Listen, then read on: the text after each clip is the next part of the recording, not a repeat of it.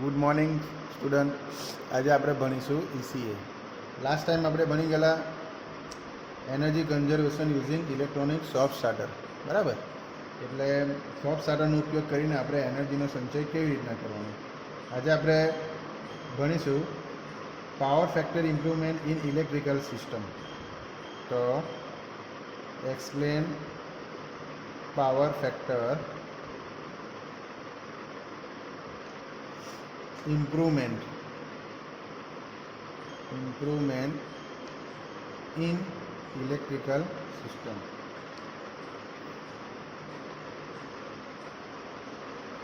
બરાબર. તો ઇલેક્ટ્રિકલ સિસ્ટમની અંદર આપણે પાવર ફેક્ટર કઈ રીતના ઇમ્પ્રૂવ કરી શકીએ. તો આપણે જે એસી સર્કિટની અંદર ભણી ગયા થર્ડ સેમની અંદર, બરાબર છે. તો એસી સર્કિટની અંદર શું આવતું હતું, આપણે પાવર ફેક્ટર આવતું હતું, બરાબર. તેના કન્સેપ્ટ પર જ આ આખી થિયરી છે. મેં તમને લાસ્ટ ટાઈમ કીધેલું એ પ્રમાણે. તો પાવર ફેક્ટર શા માટે આપણે સુધારવો જોઈએ? તો પાવર ફેક્ટર આપણે સુધારીએ તો એનાથી એનર્જીનો બચાવ કરી શકીએ આપણે, બરાબર. તે પહેલાં આપણે જોઈએ કે પાવર ફેક્ટર એટલે શું, બરાબર. પાવર ફેક્ટર શા કામથી ઘટે છે. પછી આપણે જોઈશું ઓછા પાવર ફેક્ટરથી થતા ગેરફાયદા તથા પાવર ફેક્ટર સુધારવાથી થતા ફાયદા.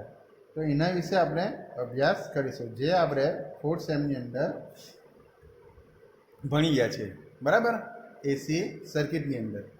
તો પાવર ફેક્ટર જે લાસ્ટ ચેપ્ટર હતું એસી સર્કિટની અંદર એ, બરાબર. તો પાવર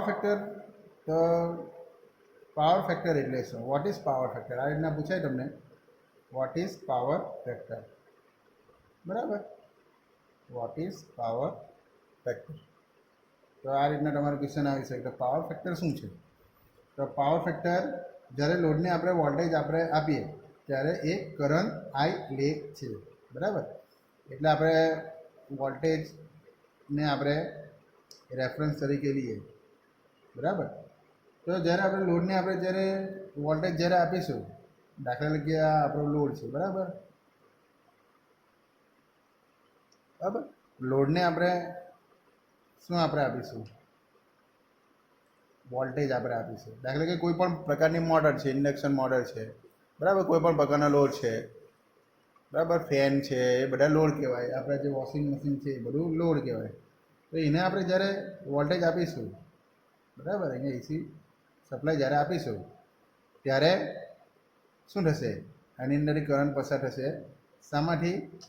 આની અંદર જશે, લોડમાં. એટલે લોડની અંદર લોડ કરંટ ફ્લો થશે, બરાબર, લોડ પ્રમાણે, બરાબર. તો એની લોડની કેરેક્ટરિસ્ટિક પ્રમાણે, બરાબર, વોલ્ટેજના ફેઝમાં શું હોય? રેઝિસ્ટિવ લોડ હોય તો વોલ્ટેજના ફેઝમાં. તો આપણો આ રેઝિસ્ટિવ લોડ છે, બરાબર, એ વોલ્ટેજના ફેઝમાં. ઇન્ડક્ટિવ લોડ હોય તો વોલ્ટેજ કરતાં એ પાછળ હોય, બરાબર.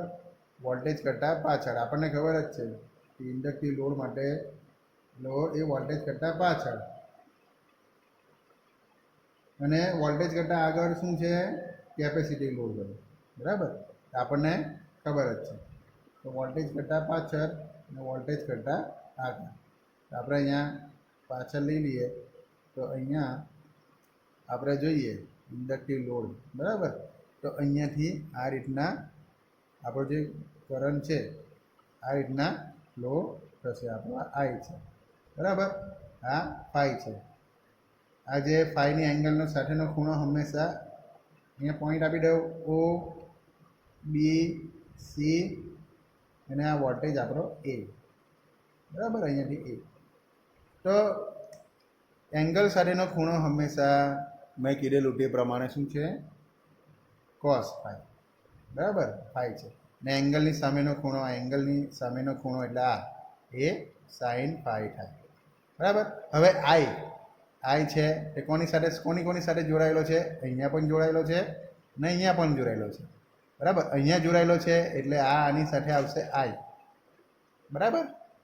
અને અહીંયા પણ જોડાયેલો છે એટલે આ શું છે? અહીંયા સાઇન ફાઈ, તો એની સાથે પણ આઈ આવશે, બરાબર. તો તો આપણો જે આ સામાન્ય પ્રકારનો જે પ્રતિરોધ ઇન્ડક્ટર પ્રકારનો હોય છે, બરાબર. આ ઇન્ડક્ટિવ હોય છે, બરાબર.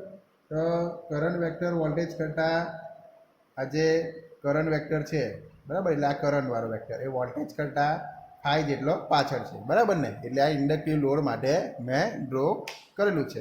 ને રેઝિસ્ટિવ લોડ હોય તો વોલ્ટેજની ફેઝમાં હોય અને કેપેસિટી લોડ હોય તો વોલ્ટેજ આ ઉપર હોય, બરાબર, વોલ્ટેજ કરતાં કરંટ આગળ હોય, બરાબર. તો એ કેપેસિટી લોડ આવે. તો આકૃતિમાં આપણે જોઈએ તો વોલ્ટેજ વેક્ટર વી ને ઓએથી દર્શાવેલો છે. તો વીને આપણે ઓએથી દર્શાવેલો છે, બરાબર છે. પછી કરંટ વેક્ટર વોલ્ટેજ વેક્ટર કરતાં જે કરંટ વેક્ટર છે આયરો તો વોલ્ટેજ વેક્ટર કરતાં 5 ડિગ્રી જેટલો પાછળ છે, બરાબર, પાછળ છે. કરંટ એ વોલ્ટેજ કરતાં પાછળ છે, બરાબર. તો વોલ્ટેજ વેક્ટર અને કરંટ વેક્ટર વચ્ચેના ખૂણાને કોસાઇનને પાવર ફેક્ટર કહેવામાં આવે છે. પાવર ફેક્ટરની વ્યાખ્યા શું આવશે? વોલ્ટેજ વેક્ટર અને કરંટ વેક્ટર વચ્ચેનો જે કોસાઇન ખૂણો છે, આ ખૂણો છે એ કોસાઇન હોય, બરાબર. એ કોસાઇન ખૂણાને કોસાઇનને પાવર ફેક્ટર કહે છે. એટલે પાવર ફેક્ટર આપણે cos phi તરીકે પણ ઓળખી શકીએ, બરાબર છે. તો કરંટના કમ્પોનન્ટ આપણે લઈએ તો કરંટના બે કમ્પોનન્ટ છે, બરાબર. એક વોલ્ટેજના ફેઝમાં છે તે I cos phi અને વોલ્ટેજને લંબ છે, બરાબર, એ I sin phi, બરાબર. OC છે એ I cos phi છે, બરાબર, અને BC છે એ I sin phi છે, એ વોલ્ટેજને લંબ છે, બરાબર. તો હવે આપણે કેવીએ પ્રમાણે આપણે દર્શાવીએ તો આને કેવીએ પ્રમાણે દર્શાવવું હોય તો કઈ રીતના દર્શાવી શકાય? તો એના આ જ ફિગર આપણે સેમ ડ્રો કરવાની, બરાબર. તો એના માટે આપણે વોલ્ટેજ વેક્ટર અહીંયા ડ્રો કરી દીધો, બરાબર. અહીંયા OA આપી દીધો, પછી અહીંયા C છે એ અહીંયા C, પછી અહીંયાથી આ રીતના લંબ ડ્રો કર્યું છે ને આ આપણો કરંટ છે, બરાબર. કરંટ આ રીતના ફ્લો થતો છે, બરાબર. તો આપણે અહીંયા બી, બરાબર, OCBA આપેલું છે. તો અહીંયાથી અહીંયા બનશે અને અહીંયાથી અહીંયા બનશે, બરાબર, આ રીતનું, બરાબર, બરાબર. તો આપણે જોઈએ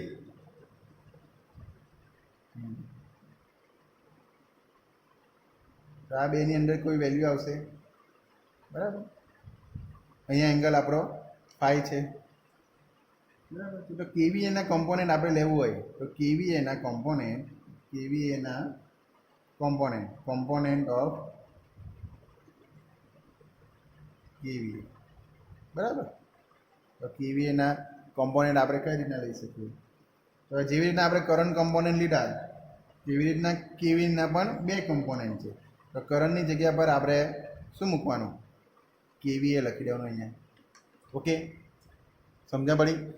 આ હટાવીને કેવીએ લખી દેવાનું, પછી આ હટાવીને આપણે કેવીએ લખી દીધું, બરાબર. આઈની જગ્યા પર આપણે કેવીએ મૂકી દેવાનું. તો put I is equal to kVA, બરાબર, જે ઉપરના ફિગરની અંદર છે તે.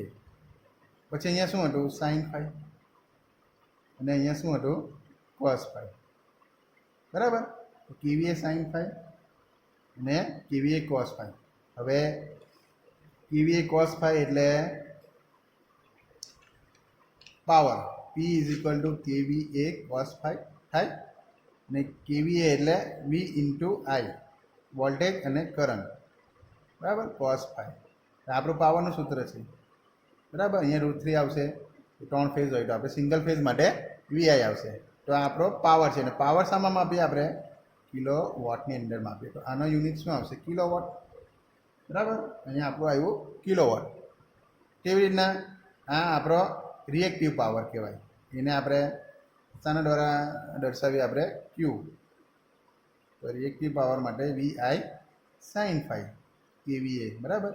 તો એને આપણે KVAR તરીકે દર્શાવીએ, બરાબર. તો અહીંયા કેવી એ આપણો રિએક્ટિવ પાવર છે અને આ આપણો એપરન્ટ પાવર છે. બરાબર. તો આ એક્ટિવ પાવર, આ જે એક્ટિવ પાવર અહીંયા છે, રિએક્ટિવ પાવર એ આપણો આ કહેવાય અને અને એપરન્ટ પાવર કહેવાય.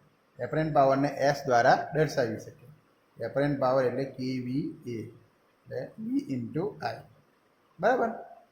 તો એસ બરાબર વી ઇન્ટુ આઈ એ આપણો એપરન્ટ પાવર છે. તો આ એપરન્ટ પાવર, બરાબર, એ આપણે ફોર્થ સેમની અંદર ભણી ગયેલા છે.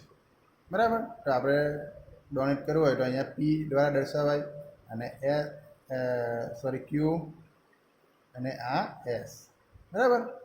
તો આ રીતના તમે યાદ કરી શકો. એક્ટિવ પાવર, રિએક્ટિવ પાવર અને એપરન્ટ પાવર. બરાબર. તો આમ પાવર ફેક્ટરની બીજી વ્યાખ્યા કઈ થઈ? તો પાવર ફેક્ટરની વ્યાખ્યા થયું પી બાય એસ. એક્ટિવ પાવરના છેદમાં કયો પાવર? Apparent power. તો પી એટલે એક્ટિવ પાવર અને એસ એટલે એપરન્ટ પાવર. બરાબર. એક્ટિવ પાવર આપણો શું છે? એક્ટિવ પાવર એટલે આયરો. બરાબર. એક્ટિવ પાવર શું છે? વીઆઈ કોસ ફાઈ લખી શકું અથવા તો કેવી એ કોસ ફાઈ આપણે લખી શકું. અને એપરન્ટ પાવર શું છે? એપરન્ટ પાવર એ આપણો કેવીએ છે. તો કેવીએ છે એપરન્ટ પાવર.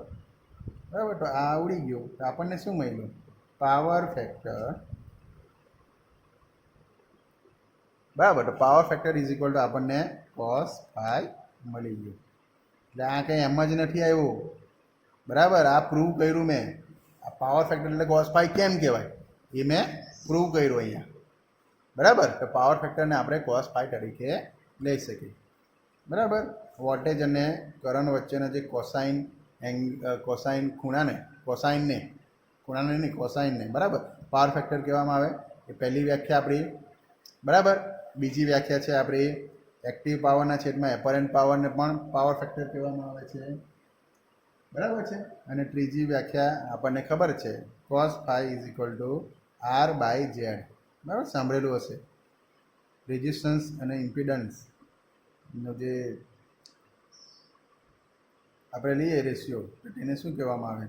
Power factor. એ આપણી ત્રીજી વ્યાખ્યા. આ આપણી બીજી વ્યાખ્યા. અને આ આપણી વોલ્ટેજ અને કરંટ વચ્ચેનો જે કોસાઇન એંગલ છે, બરાબર.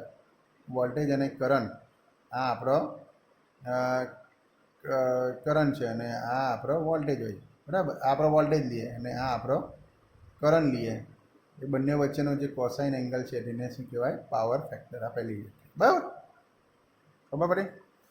તો આ ટર્ન જે આપણે ભણી ગયેલા છે. તો અલગ અલગ પ્રકારના લોડ છે તેનો પાવર ફેક્ટર અલગ અલગ હોય. બરાબર. તે કોષ્ટકમાં આપેલું જ છે જે તમે ભણી ગયેલા છો. બરાબર. તો ઇન્ડક્શન મોટર હોય તેનો પાવર ફેક્ટર 0.5 થી 0.85ની વચમાં હોય. બરાબર. મેક્સિમમ આપણે પાવર ફેક્ટર ઘણો હોય. જે આપણો ઇન્કેડેન્શન લેમ્પ હોય ને, જે 10 રૂપિયાનો ઘોડો આવે, તે યુનિટી પાવર ફેક્ટર પર ચાલે એટલે એકની નજીક. બરાબર. આપણો પાવર ફેક્ટર એકની નજીક હોવો જોઈએ. તો મેક્સિમમ પાવર ફેક્ટર કોનો હોય? ઇન્કેડેન્શન લેમ્પનો હોય. બરાબર. એવી રીતના રેઝિસ્ટન્સ ફર્નેસનો પાવર ફેક્ટર 0.6 થી 0.9 એ તમે કોષ્ટકમાં જોઈ લેજો. એટલે અલગ અલગ પ્રકારની લોડ કેરેક્ટરિસ્ટિક પ્રમાણે એનો પાવર ફેક્ટર બદલાયા કરે. બરાબર. હવે આપણે જોઈશું ઓછો પાવર ફેક્ટર થવાના કારણો, જે એક્ઝામની અંદર પૂછાય છે, ઘણીવાર પૂછાયેલું છે અને જે આપણે એસી સર્કિટની અંદર ભણી જ ગયેલા છે ઓલરેડી. એટલે તમને ખ્યાલ આવી જશે. એટલે કોઈને કંઈ કન્ફ્યુઝન નહીં રહે. તો ક્વેશ્ચન આ રીતના પૂછાય, explain causes of low power factor. બરાબર. તો લો પાવર ફેક્ટર આ મોસ્ટ આઈએમપી છે બરાબર. અને પેલું પણ મેં તમને કીધું પણ આઈએમપી જ છે. જો પાવર ફેક્ટર ઓછા થવાના કારણો આપણે જોઈએ તો પેલું છે લોડની કેરેક્ટરિસ્ટિક. તો કેરેક્ટરિસ્ટિક ઓફ લોડ, તો લોડની કેરેક્ટરિસ્ટિક પર કઈ રીતના પાવર ફેક્ટર, તો આપણે જોઈએ તો સિંક્રોનસ અને કોમ્યુટેટર મોટર બે પ્રકારની મોટર છે. સિંક્રોનસ મોટર અને કોમ્યુટેટર વાળી મોટર એ સિવાયની બધી જ એસી મોટર હોય તો એ ઓછો લેગિંગ પાવર ફેક્ટર પર કામ કરે છે બરાબર. અપવાદ લોડ આપણે જોઈએ તો સિંક્રોનસ મોટર અને કોમ્યુટેટર સિવાયની બીજી બધી જ એસી મોટર છે ને તે લેગિંગ પાવર ફેક્ટર પર કામ કરે. દાખલા તરીકે આપણે જોઈએ તો 3 phase induction મોટરનો full load power factor આપણે જે કોષ્ટકમાં જોઈશું તો એનો પાવર ફેક્ટર છે 0.8 થી 0.85 લેગિંગ હોય છે. અને જેમ જેમ આપણે લોડ ઘટાડીએ તેમ તેમ પાવર ફેક્ટર પણ ઘટે છે બરાબર. તો હાફ લોડ પર 0.7 થઈ જાય એનો પાવર ફેક્ટર, એટલે હાફ લોડ એટલે 1/2 બરાબર ને. 1/2 લોડ પર 0.7 થઈ જાય. પછી ક્વાર્ટર લોડ પર એટલે 1/4 પર એનો પાવર ફેક્ટર 0.5 થઈ જાય બરાબર. એટલે જેમ જેમ લોડ ઘટે તેમ તેમ પાવર ફેક્ટર પણ ઘટતો જાય. તો આ ઇન્ડક્શન મોટરનો જે ફૂલ લોડ પર હોય એટલે 1 પર બરાબર, ફૂલ લોડ એટલે 1 બરાબર, 0.8 થી 0.85 લેગિંગ બરાબર. લેગિંગ ખબર છે ને, આ વોલ્ટેજ હોય એની પછાડી એક કરંટ ચાલતો હોય એને કહેવાય લેગિંગ બરાબર. લીડિંગ એટલે વોલ્ટેજ કરતાં કરંટ અગાડી જતો હોય તો એને કહેવાય લીડિંગ બરાબર. તો fractional horse power મોટરનો power factor આપણે જોઈએ કોષ્ટકમાં તો 0.5 થી 0.75 લેગિંગની વચમાં બરાબર. આ થયું આપણું પહેલું. બીજું છે ટ્રાન્સફોર્મર પણ ઇલેક્ટ્રોમેગ્નેટિક સિદ્ધાંત પર કામ કરે છે. આપણને ખબર છે કે ટ્રાન્સફોર્મર કયા સિદ્ધાંત પર કામ કરે, electromagnetic induction.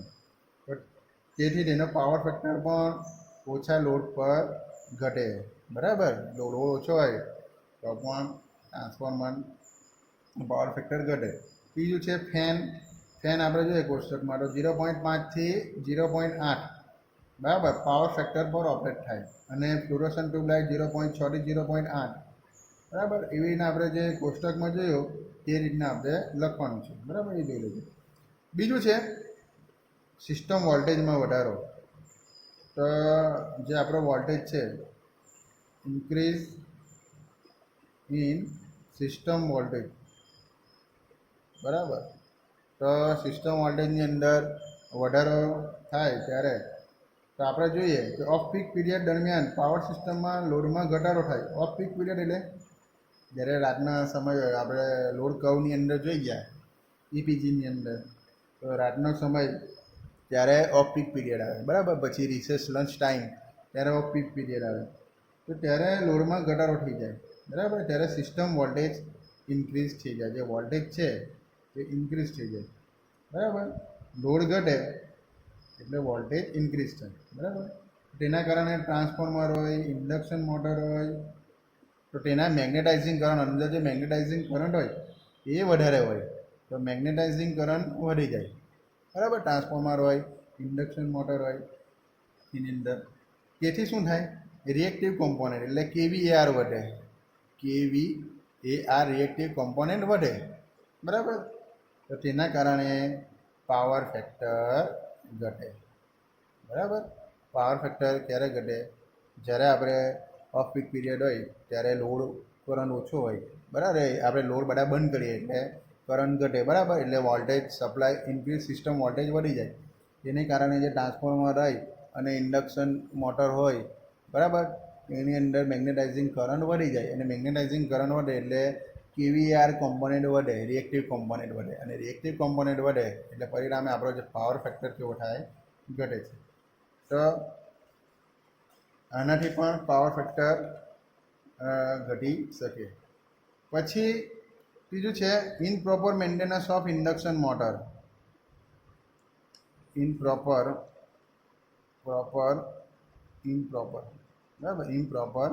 Maintenance of motor બરાબર. ઇન્ડક્શન મોટર બરાબર. તો ઇન્ડક્શન મોટર આઈએમ લખ્યું એટલે તમારે સમજી જવાનું કે ઇન્ડક્શન મોટર, બરાબર. તો મેન્ટેનન્સ પણ આપણે જોઈએ જ્યારે અમુક પ્રકારનું મેન્ટેનન્સ કરીએ ત્યારે આપણે જો અમુક જો મુદ્દાની ખ્યાલ રાખીએ તો પણ પાવર ફેક્ટર ઘટે છે. જેમ કે રોટર અને સ્ટેટર વચ્ચેની એર ગેપ. તો આપણી આ સ્ટેટર છે, બરાબર, અને આ રોટર છે. એની વચમાં જે આપણે એર ગેપ આવે ને, આ એર ગેપ, બરાબર. તો એર ગેપ છે એ વધી જાય તો આઈએમ આપણું વધી જાય, જે આપણું મેગ્નેટાઇઝિંગ કરંટ વધી જાય, બરાબર. અને મેગ્નેટાઇઝિંગ કરંટ વધે એટલે કેવીઆર કોમ્પોનન્ટ વધે, બરાબર, અને પાવર ફેક્ટર ઘટે. અથવા તો આપણે મોટરનું રીવાઇન્ડિંગ કરીએ ત્યારે જોઈતા ગેજના વાયરને બદલે આપણે જો પાતળા ગેજનો વાયર એટલે ઇનપ્રોપર વાયર ગેજનો આપણે ઉપયોગ કરીએ તો મેગ્નેટિક ફ્લક્સનો લીકેજમાં પણ વધારો થાય.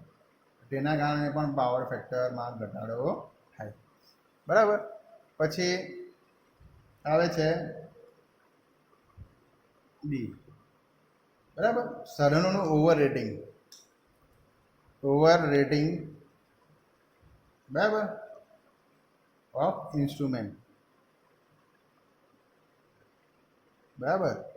તો સાધનોના ઓવર રેટિંગ પ્રમાણે આપણે જોઈએ તો લોડના પ્રમાણમાં ઇન્ડક્શન મોટર વધારે રેટિંગવાળી આપણે વાપરીએ તો ઇન્ડક્શન મોટર પર પણ લોડ ઓછો થાય છે. તો લોડ પ્રમાણે આપણે મોટર વાપરવી જોઈએ, બરાબર. તો વધારે આપણને જોઈએ ખાલી 3 HP લોડ હોય અને આપણે 5 HP મોટર વાપરી દઈએ તો શું થાય? તો વધારે રેટિંગની મોટર વાપરીએ તો ઇન્ડક્શન મોટર પર લોડ ઓછો થઈ જાય, અને લોડ ઓછો થાય એટલે શું થાય? મેગ્નેટાઇઝિંગ કરંટ વધે એટલે કેવીઆર કોમ્પોનન્ટ વધે, પરિણામે પાવર ફેક્ટર ઘટે છે, બરાબર. તો એ ઓછા પાવર ફેક્ટર પર ચાલે છે. તો આ હતું આપણું causes of low power factor, બરાબર. પાવર ફેક્ટર લો થવાના કારણો ખબર પડી ગયા છે, બરાબર, જોઈ લેજો. હવે disadvantage of low power factor, બરાબર. ડિસએડવાન્ટેજ કયા કયા છે તો આપણે ભણીએ. જે આપણે 4th સેમની અંદર જ આ બધું ભણી જ ગયેલા છે ઓલરેડી, એટલે આપણે ફાસ્ટ ચાલીએ, બરાબર.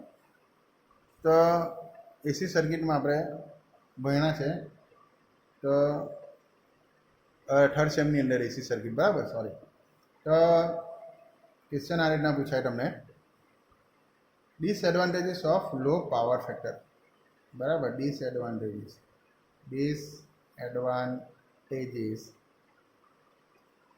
ઓફ લો પાવર ફેક્ટર, બરાબર. લો પાવર ફેક્ટરના આપણે જે ડિસએડવાન્ટેજીસ છે તે આપણે જોઈએ. તો પહેલું છે લોડનું પાવર ફેક્ટર આપણે ઓછું હોય તો શું થાય? તો લોડનું પાવર ફેક્ટર આપણે cos phi દ્વારા દર્શાવીએ તો લોડનું પાવર ફેક્ટર આપણે ઓછું હોય તો એટલા જ પાવર માટે આપણે કેવીએ કેવા જોઈએ? વધારે જોઈએ, બરાબર. કેવીએ વધારે જોઈએ, બરાબર.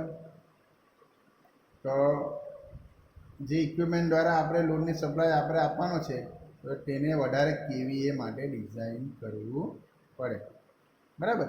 હવે પાવર ફેક્ટરની વ્યાખ્યા કઈ છે? cos phi is equal to P by active પાવરના છેદમાં એપરન્ટ પાવર, બરાબર. એક્ટિવ પાવર આપણે લીધેલું કેવીએ, બરાબર, cos phi, બરાબર, અને એપરન્ટ પાવર કેવીએ, એટલે કેવીએ છેદમાં છે. તો આપણે એવું લખી શકીએ પાવર ફેક્ટર આપણો જો પાવર 1 હોય તો cos phi is equal to પીની જગ્યા પર આની જગ્યા પર 1 મૂકી દઈએ અને કેવીએ રાખીએ તો આપણે આ સૂત્ર બને, બરાબર. તો આપણે કેવીએ પાવર ફેક્ટર લો જાય, બરાબર. આ તો એની સામે આપણે જોઈએ તો કેવી આપણે વધારે લેવા પડે, બરાબર. પાવર ફેક્ટર જો આપણે લો થાય, પાવર આપણો દાખલા કે 1 કિલોવોટ છે, બરાબર. અહીંયા આપણો પાવર છે, અહીંયા કેવીએ છે, બરાબર. આવું થયું. તો પીની જગ્યા પર મેં 1 લીધું, બરાબર. તો આપણે પાવર ફેક્ટર જો ઘટે તો કેવીએ કોમ્પોનન્ટ વધે, બરાબર. તો તેના કારણે આપણે લોડને સપ્લાય આપણે આપવાનો છે તો વધારે કેવીએ વાળું ટ્રાન્સફોર્મર આપણે ડિઝાઇન કરવું પડે, બરાબર. તો કેવીએના રેટિંગ જોઈએ તો ટ્રાન્સફોર્મરમાં હોય, પછી બીજા શામાં હોય? ઓલ્ટરનેટર. ઓલ્ટરનેટર પણ એ કેવીએમાં જ આવે, બરાબર. જે આપણે પાવર પ્લાન્ટની અંદર જે ઓલ્ટરનેટર મૂકેલું છે, બરાબર, ઈપીજીમાં આપણે ભણી ગયા, ટર્બાઇનની પાછળ ઓલ્ટરનેટર, ઓલ્ટરનેટર ટર્બાઇન સાથે કપલિંગ હોય, બરાબર, કપલિંગ કરેલું.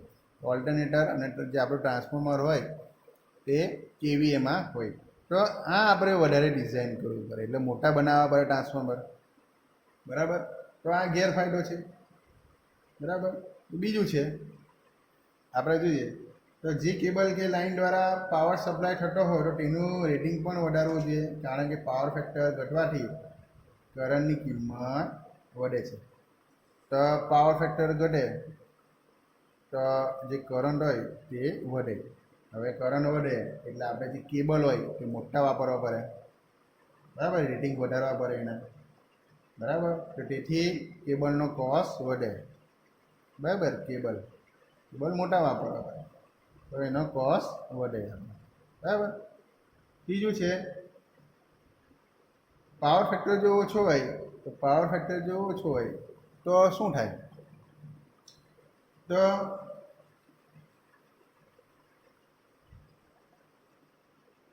વધારે કરંટ વહે છે, બરાબર. આપણે તો ખબર જ છે વધારે કરંટ વહે છે તો તેનાથી શું થાય?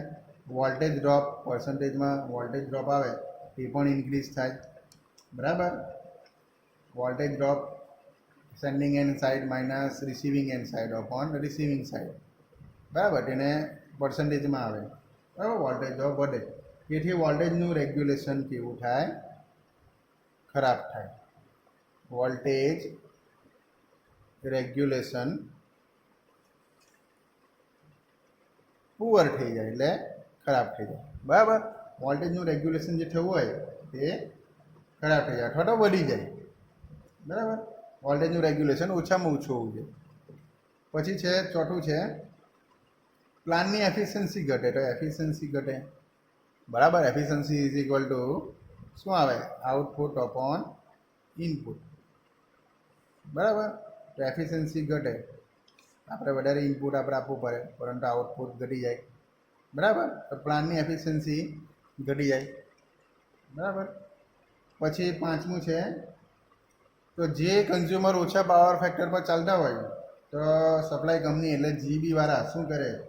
એની પાસેથી એ પ્રમાણે પૈસા વસૂલે, એટલે કે દંડ લે, બરાબર, દંડ. તો કન્ઝ્યુમરે આપણે વધારે પૈસા ચૂકવવા પડે, બરાબર. તો ઓછા પાવર ફેક્ટર પર ચાલે તો જે આપણી કન્ઝ્યુમર કંપની એટલે જીબી વાળા હોય અથવા તો કોઈ પણ કંપની હોય, ટોરેન્ટ પાવર પ્લાન્ટ હોય, જે હોય તે, બરાબર. ગુજરાતની અંદર ગુજરાત ઇલેક્ટ્રિક બોર્ડ હોય, બરાબર. દિલ્હીની અંદર દિલ્હીનું હોય, બરાબર. મુંબઈની અંદર મુંબઈ MEB એવું બધું, બરાબર. એટલે આખી ઇન્ડિયાની હોય તો એને વધારે આપણે પૈસા ચૂકવવા પડે, બરાબર. તો કોસ્ટ ઇન્ક્રીઝ થઈ જાય, બરાબર. દંડ લઈ લોકો. તો આ હતું આપણું લો પાવર ફેક્ટર, જે આપણે જે એના આપણે જે ગેરફાયદા હતા, ઓછા પાવર ફેક્ટરના ગેરફાયદા ખબર પડી. હવે ફાયદાઓ આપણે જોઈએ, બરાબર છે. તો ફાયદાઓ આપણે જોઈએ તો એના ઓછા પાવર ફેક્ટરના ફાયદાઓ આ રીતના પૂછાય છે. આ પણ મોસ્ટ આઈએમપી, બરાબર. ડિસએડવાન્ટેજ પણ મોસ્ટ આઈએમપી છે ને આ પણ મોસ્ટ આઈએમપી છે, બરાબર. જે ફોર્થ સેમમાં જે એસી સર્કિટ આવે છે તે જ છે, સેમ ટુ સેમ. ને આ જ વસ્તુ ફોર્થ સેમવાળાએ થર્ડ સેમવાળાએ જે એસી સર્કિટ આવે છે થર્ડ સેમમાં, તો એ જ સેમ ટુ સેમ ફિફ્થ સેમમાં પણ ભણવાનું છે, બરાબર છે. તો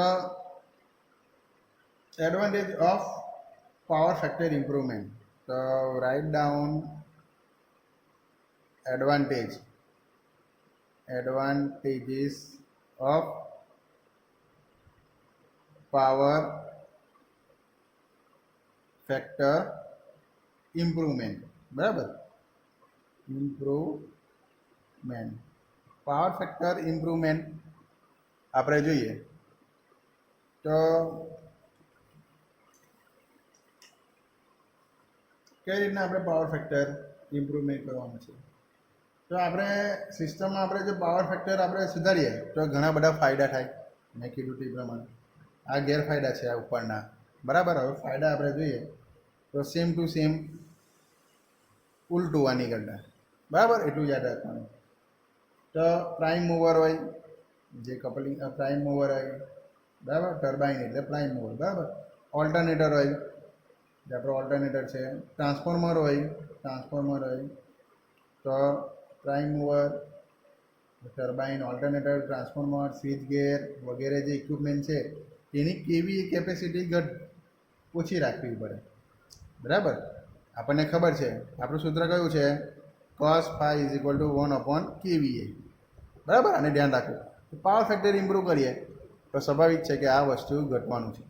અને આ વસ્તુ ઘટે એટલે જે આપણો પ્રાઇમ મૂવર છે એનું રેટિંગ પણ કેવીએ. બરાબર. મેં કીધું એમ ટ્રાન્સફોર્મર, ઓલ્ટરનેટર, સ્વિચ ગેર એ બધા શું થાય? એની કોસ્ટ ઘટે. બરાબર. બીજું છે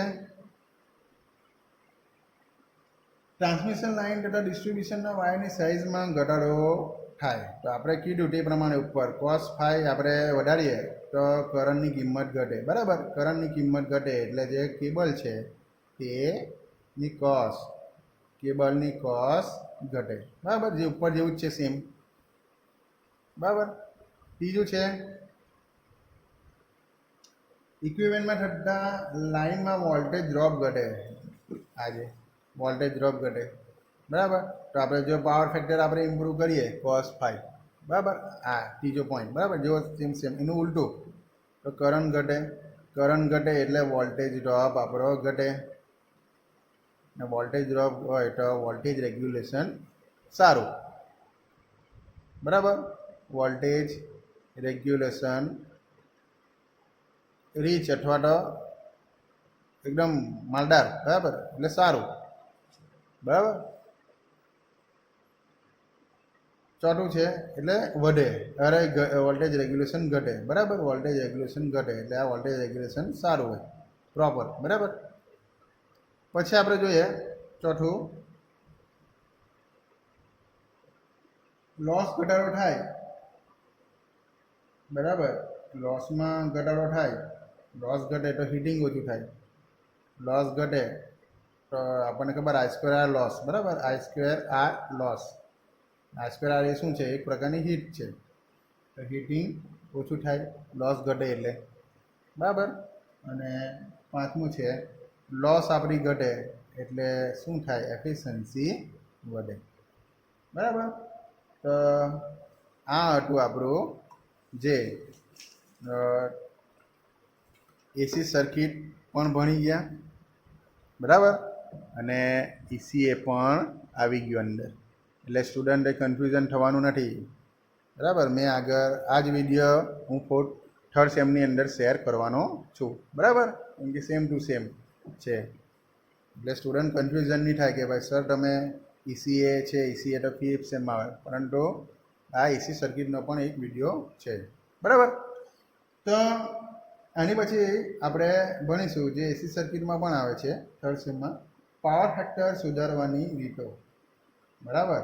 તો method of improving power factor એ આપણે એસી સર્કિટમાં ભણી ગયેલા છે. તો એ નેક્સ્ટ લેક્ચરની અંદર જોઈશું, કેમ કે વિડીયો બહુ લાંબો થઈ જશે. બરાબર. અને પછી કન્ફ્યુઝન. બરાબર. તો એ આપણે જે પાવર ફેક્ટર આપણી સુધારવાની રીતો છે તે આપણે નેક્સ્ટ લેક્ચરની અંદર ભણીશું. બરાબર. આનો સ્ક્રીનશોટ લઈ લેજો જો તમને વાંચવું હોય તો. બરાબર. તો મળીએ આપણે નેક્સ્ટ લેક્ચરની અંદર. Thank you.